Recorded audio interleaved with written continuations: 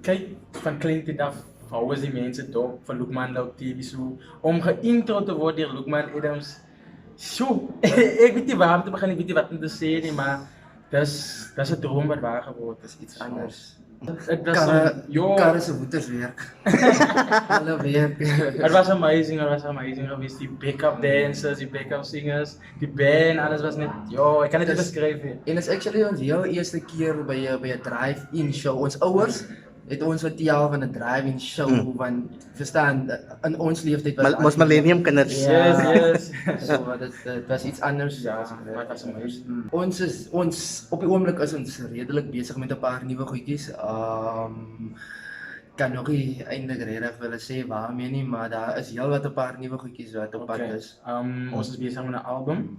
Dan ons tree baie op ons volgeboek vir res van 2020, elke naweek. Al die ander goedjies daar buite het dit mos maar 'n voordeel en 'n nadeel.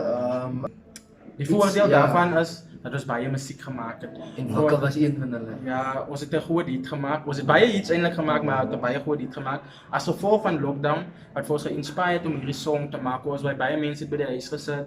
En baie was op TikTok, hulle het gedans vir hulle self en toe dink ek, kom ons maak so 'n song wat baie mense wat verskillende ouderdomme gaan trek. En toe doen ons die danssong wat se naam is Wikkel. Volg jou hart. Onthou jou drome.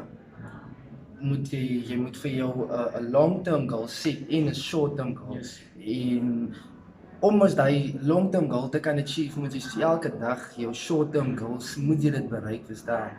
So ja, en sit jouself daar buite. En dan wil ek ook net sê, as jy passie vir iets het, dans, sing, rap of wat se talent jy ook al het, gou voor, moet daar niemand in jou pad staan nie.